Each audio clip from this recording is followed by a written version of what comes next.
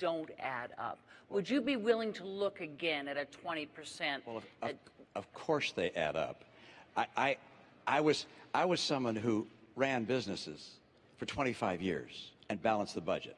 I ran the Olympics and balanced the budget. I ran the state of Massachusetts as a governor, to the extent any governor does, and balanced the budget all 4 years. When we're talking about math that doesn't add up, how about $4 trillion of deficits over the last 4 years? $5 trillion. That's math that doesn't add up. We have a president talking about someone's plan in a way that's completely foreign to what my real plan is.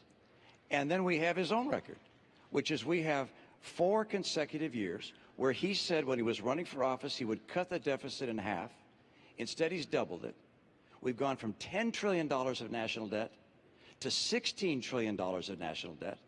If the president were reelected, we go to almost $20 trillion of national debt. This puts us on a road to Greece.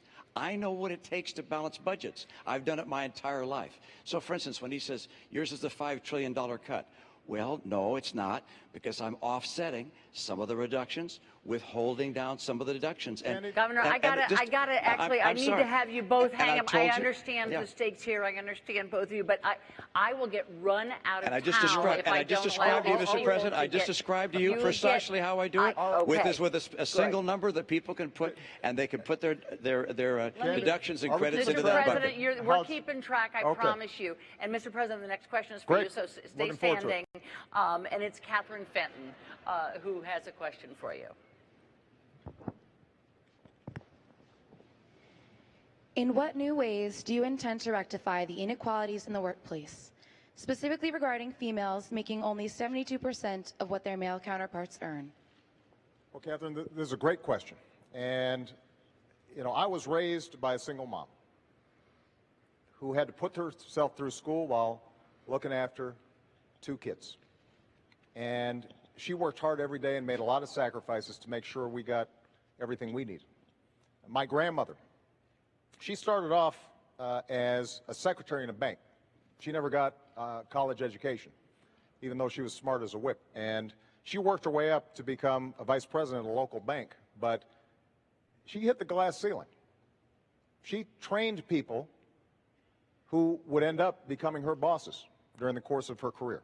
She didn't complain. That's not what you did in that generation. And this is one of the reasons why the first bill I signed was something called the Lilly Ledbetter Bill. And this is named after this amazing woman who had been doing the same job as a man for years, found out that she was getting paid less, and the Supreme Court said that she couldn't bring suit because she should have found out about it earlier. She had no way of finding out about it. So we fixed that. And that's an example of the kind of advocacy that we need, because women are increasingly the breadwinners in the family. This is not just a women's issue. This is a family issue. There's a middle-class issue. And that's why we've got to fight for it. It also means that we've got to make sure that young people like yourself are able to afford a college education. Earlier, Governor Romney talked about he wants to make Pell Grants and other education accessible for young people. Well, the truth of the matter is that that's exactly what we've done. We've expanded Pell Grants for millions of people, including millions of young women all across the country.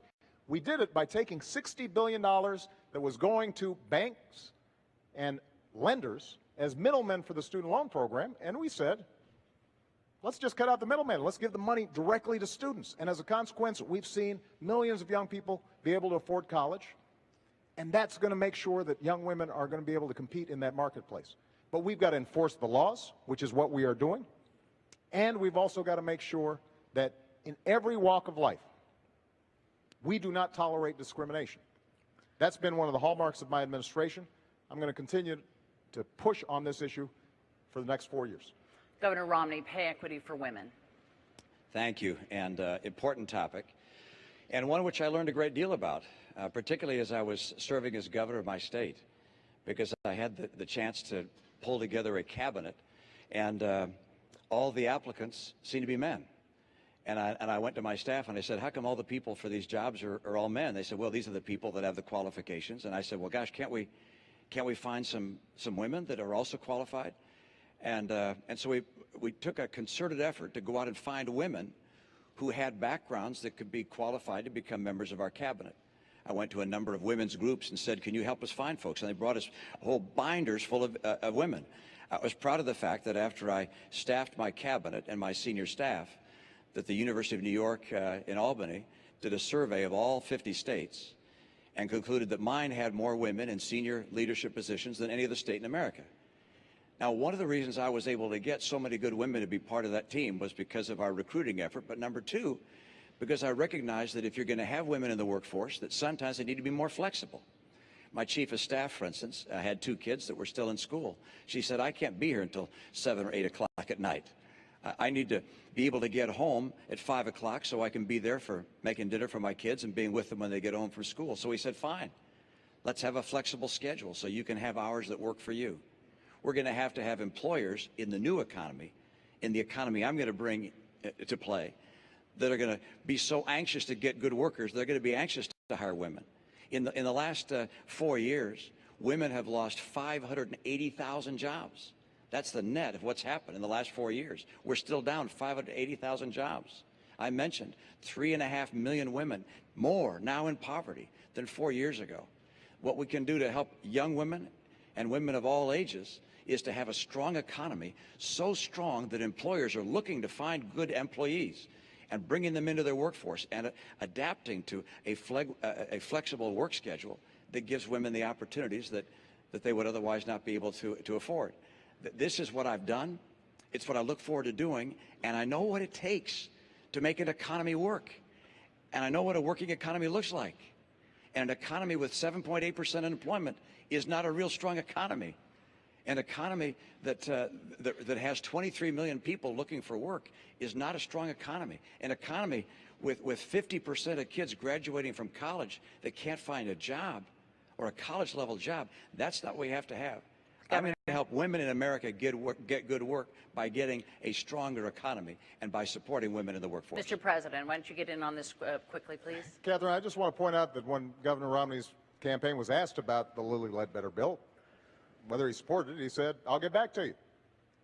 And that's not the kind of advocacy that women need in any economy. Now, there's some other issues that have a bearing on how women succeed in the workplace. For example, their health care. Now, a major difference in this campaign is that Governor Romney feels comfortable having politicians in Washington decide the health care choices that women are making. I think that's a mistake. In my health care bill, I said insurance companies need to provide contraceptive coverage to everybody who's insured, because this is not just a health issue, it's an economic issue for women. It makes a difference. This is money out of that family's pocket. Governor Romney not only opposed it, he suggested that, in fact, employers should be able to make the decision as to whether or not a woman gets contraception through her insurance coverage. That's not the kind of advocacy that women need. When Governor Romney says that we should eliminate funding for Planned Parenthood, there are millions of women all across the country who rely on Planned Parenthood for not just contraceptive care, they rely on it for mammograms, for cervical cancer screenings. That's a pocketbook issue for women and families all across the country. And it makes a difference in terms of how well and effectively women are able to work. When we talk about child care and the credits that we're providing, that makes a difference in terms of whether they can go out there and earn a living for their family. These are not just women's issues. These are family issues. These are economic issues. And one of the things that makes us grow as an economy is when everybody participates and women are getting the same fair deal as men are. And I've got 2 daughters, and I want to make sure that they have the same opportunities that anybody's sons have. And that's part of what I'm fighting for as President of the United States. I want to move us along here to Susan Katz, who has a question, and Governor, it's for you. Governor Romney, I am an undecided voter because I'm disappointed with the lack of progress I've seen in the last 4 years. However, I do attribute much of America's economic and international problems to the failings and missteps of the Bush administration. Since both you and President Bush are Republicans, I fear a return to the policies of those years should you win this election. What is the biggest difference between you and George W. Bush, and how do you differentiate yourself from George W. Bush? Great. Thank you, and I appreciate that question. I just want to make sure that I think I was supposed to get that last answer, but I want to point out that I don't believe. I don't think so, Candy. I don't believe. I want to make sure our timekeepers are Okay. working The here. the timekeepers are all working, and let me right. tell you that the last part, it's for the two of you to talk to one another, and it isn't quite as ordered as you think. But go ahead and use this 2 minutes any way you'd like to. The question is on the floor. I just note that I don't believe that bureaucrats in Washington should tell someone whether they can use contraceptives or not. And I don't believe employers should tell someone whether they could have contraceptive care or not. Every woman in America should have access to contraceptives. And the president's statement of my policy is completely and totally wrong. Governor, Let me come back and answer your question. President Bush and I are different people, and these are different times. And that's why my 5-point plan is so different than what he would have done. I mean, for instance, we can now, by virtue of new technology, actually get all the energy we need in North America without having to go to the Arabs or the Venezuelans or anyone else. That wasn't true in his time. That's why my policy starts with a very robust policy to get all that energy in North America and become energy secure. Number 2, trade. I'll crack down on China. President Bush didn't. I'm also going to dramatically expand trade in Latin America. It's been growing about 12% per year over a long period of time. I want to add more free trade agreements so we have more trade. Number 3, I'm going to get us to a balanced budget. President Bush didn't. President Obama was right. He said that was outrageous to have deficits as high as $500 billion under the Bush years. He was right. But then he put in place deficits twice that size for every one of his 4 years. And his forecast for the next 4 years is more deficits, almost that large. So that's the next area I'm different than President Bush. And then let's take the last one, championing small business. Our party has been focused on big business too long. I came through small business. I understand how hard it is to start a small business. That's why everything I'll do is designed to help small businesses grow and add jobs. I want to keep their taxes down on small business. I want regulators to see their job as encouraging small enterprise, not crushing it. And the thing I find most troubling about Obamacare, well, it's a long list, but one of the things I find most troubling is that when you go out and talk to small businesses and ask them what they think about it, they tell you it keeps them from hiring more people. My priority is jobs. I know how to make that happen. And President Bush had a very different path for a very different time. My path is designed in getting small businesses to grow and hire people. Thanks, Governor. Mr. President. Well, first of all, I think it's important to tell you that we did come in during some tough times. We were losing 800,000 jobs a month when I started. But we have been digging our way out of policies that were misplaced and focused on the top doing very well and middle-class folks not doing well. Now, we've seen 31 consecutive months of job growth, 5.2 million new jobs created. And the plans that I talked about will create even more. But when Governor Romney says that he has a very different economic plan, the centerpiece of his economic plan are tax cuts. That's what took us from surplus to deficit. When he talks about getting tough on China, keep in mind that Governor Romney invested in companies that were pioneers of outsourcing to China and is currently investing in countries, in companies that are building surveillance equipment for China to spy on its own folks. Governor, you're the last person who's going to get tough on China. And what we've done when it comes to trade is not only sign 3 trade deals to open up new markets, but we've also set up a task force for trade that goes after anybody who is taking advantage of American workers or businesses and not creating a level playing field. We've brought twice as many cases against unfair trading practices than the previous administration, and we've won every single one that's been decided. when I said that we had to make sure that China was not flooding our domestic market with cheap tires. Governor Romney said I was being protectionist, that it wouldn't be helpful to American workers. Well, in fact, we saved 1,000 jobs. And that's the kind of tough trade actions that are required. But the last point I want to make is this. There are some things where Governor Romney is different from George Bush. George Bush didn't propose turning Medicare into a voucher. George Bush embraced comprehensive immigration reform. He didn't call for self-deportation. George Bush never suggested that we eliminate funding for Planned Parenthood. So there are differences between Governor Romney and George Bush, but they're not on economic policy. In some ways, he's gone to a more extreme place of our economy forward. I want to move you both along to the next question because it's in the same wheelhouse, so you will be able to respond. But the president does get this question. I want to call on Michael Jones.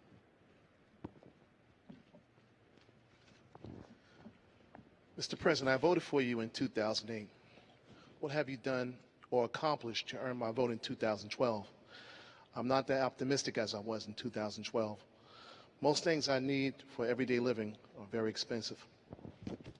Well, we've gone through a tough 4 years. There's no doubt about it. But 4 years ago, I told the American people, and I told you, I would cut taxes for middle-class families. And I did. I told you I'd cut taxes for small businesses, and I have.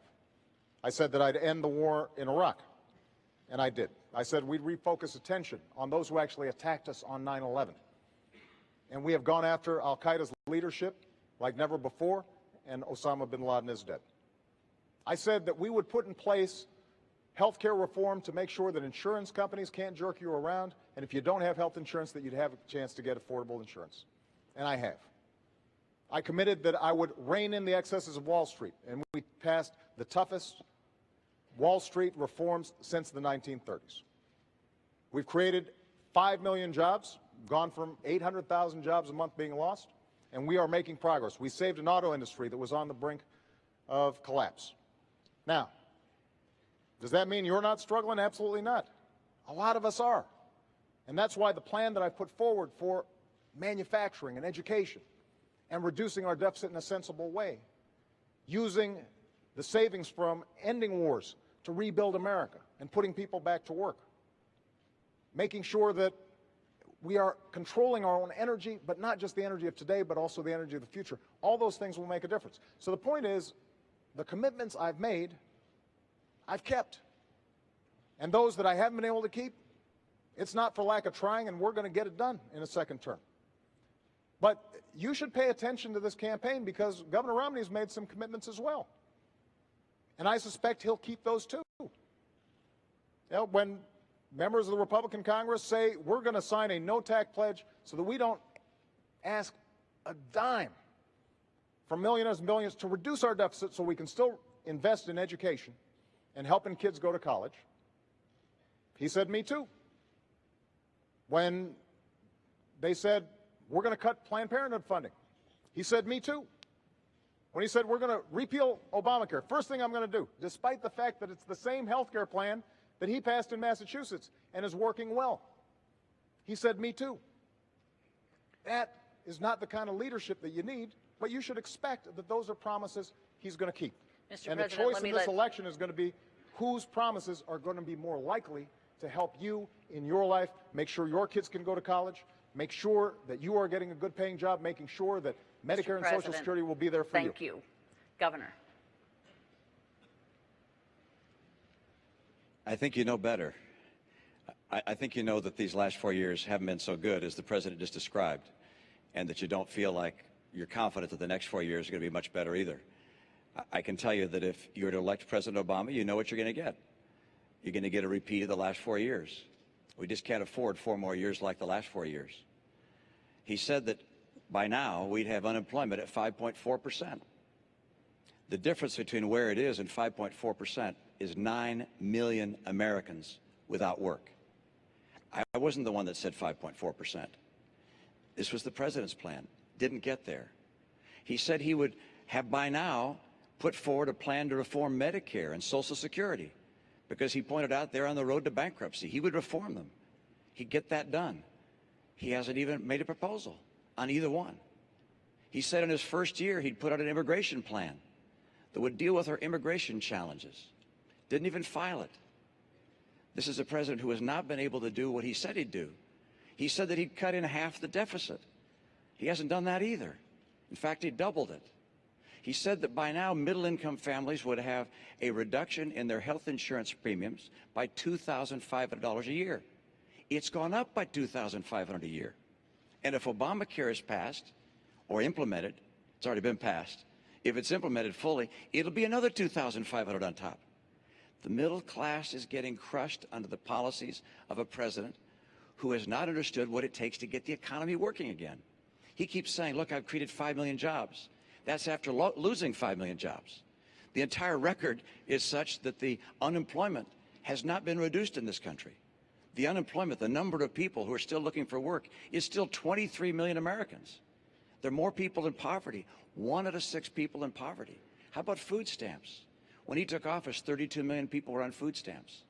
Today, 47 million people are on food stamps. How about the growth of the economy? It's growing more slowly this year than last year, and more slowly last year than the year before. The president wants to do well, I understand, but the policies he's put in place, from Obamacare to Dodd-Frank, to his tax policies, to his regulatory policies, these policies combined have not led this economy take off and grow like it could have. You might say, well, you got an example of when it worked better? Yeah. In the Reagan recession, where unemployment hit 10.8%, between that period, the end of that recession, and equivalent period of time to today, Ronald Reagan's recovery created twice as many jobs as this president's recovery. 5 million jobs doesn't even keep up with our population growth. And the only reason the unemployment rate seems a little lower today is because of all the people that have dropped out of the workforce. The president has tried, but his policies haven't worked. He's great as a speaker and describing his plans and his vision. That's wonderful, except we have a record to look at. And that record shows he just hasn't been able to cut the deficit, to put in place reforms for Medicare and Social Security, to preserve them, to get us the rising incomes we need. Median incomes down $4,300 a family, and 23 million Americans out of work. That's what this election is about. It's about who can get the middle class in this country a bright and prosperous future and assure our kids the kind of hope and optimism they deserve. Governor, I want to move you along. Don't go away, and we'll have plenty of time to respond. We are quite aware of the clock for both of you, but I want to bring in a different subject here. Mr. President, I'll be right back with you. Lorraine Osorio has a question for you about a topic we have not heard. Yes, this is for Governor Romney, and we'll be right with you, Mr. President. Thanks. Is it Lorena? Lorraine. Lorraine? Lorraine. Yes. Lorraine. How you doing? Good, thanks. President. Romney, what do you plan on doing with immigrants without their green card that are currently living here as productive members of society? Thank you. Lorraine, did I get that right? Good. Thank you for your question. And let me step back and tell you what I'd like to do with our immigration policy broadly and include an answer to your question. First of all, this is a nation of immigrants. We welcome people coming to this country as immigrants. My dad was born in Mexico of American parents. Ann's dad was born in Wales and is a first-generation American. We welcome legal immigrants into this country. I want our legal system to work better. I want it to be streamlined. I want it to be clearer. I don't think you shouldn't have to hire a lawyer to figure out how to get into this country legally. I also think that we should give visas to people, green cards rather, to people who graduate with skills that we need. People around the world with accredited degrees in science and math get a green card stapled to their diploma. Come to the US of A. We should make sure that our legal system works. Number two, we're going to have to stop illegal immigration. There are 4 million people who are waiting in line to get here legally. Those who've come here illegally take their place. So I will not grant amnesty to those who've come here illegally. What I will do is I'll put in place an employment verification system and make sure that employers that hire people who have come here illegally are sanctioned for doing so. I won't put in place magnets for people coming here illegally. So, for instance, I would not give driver's licenses to those that have come here illegally, as the president would. The kids of those that came here illegally. Those kids, I think, should have a pathway to become a permanent resident of the United States. And military service, for instance, is one way they would have that kind of pathway to become a permanent resident.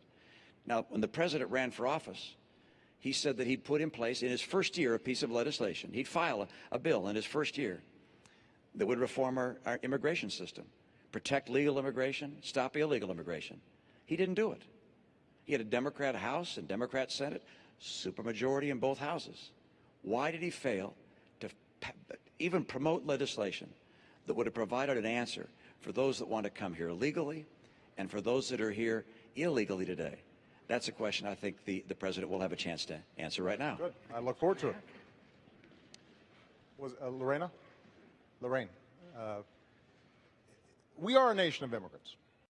I mean, we're just a few miles away from Ellis Island. We all understand what this country has become because talent from all around the world wants to come here. People who are willing to take risks. People who want to build on their dreams and make sure their kids have even bigger dreams than they have. But we're also a nation of laws. So what I've said is we need to fix a broken immigration system, and I've done everything that I can on my own and sought cooperation from Congress to make sure that we fix this system. First thing we did was to streamline the legal immigration system, to reduce the backlog, make it easier, simpler, and cheaper for people who are waiting in line, obeying the law to make sure that they can come here and contribute to our country. And that's good for our economic growth. They'll start new businesses. They'll make things happen that create jobs here in the United States. Number two, we do have to deal with our border. So we put more Border Patrol on than any time in history, and the flow of undocumented workers across the border is actually lower than it's been in 40 years. What I've also said is, if we're going to go after folks who are here illegally, we should do it smartly and go after folks who are criminals, gangbangers, people who are hurting the community, not after students, not after folks who are here just because they're trying to figure out how to feed their families. And that's what we've done. And what I've also said is, for young people who come here, brought here oftentimes by their parents, have gone to school here, pledged allegiance to the flag, think of this as their country, understand themselves as Americans in every way except having papers, then we should make sure that we give them a pathway to citizenship. And that's what I've done administratively. Now, Governor Romney just said that he wants to help those young people too, but during the Republican primary, he said, I will veto the DREAM Act that would allow these young people to have access. His main strategy during the Republican primary was to say, we're going to encourage self-deportation, making life so miserable on folks that they'll leave. He called the Arizona law a model for the nation. Part of the Arizona law said that law enforcement officers could stop folks because they suspected maybe they looked like they might be undocumented workers and check their papers. And you know what? If my daughter or yours looks to somebody like they're not a citizen, I don't want to empower somebody like that. So we can fix this system in a comprehensive way. And when Governor Romney says the challenge is, well, Obama didn't try, that's not true. I sat down with Democrats and Republicans at the beginning of my term, and I said, let's fix this system, including senators previously who had supported it on the Republican side. But it's very hard for Republicans in Congress to support comprehensive immigration reform if their standard bearer has said that this is not something I'm interested in supporting.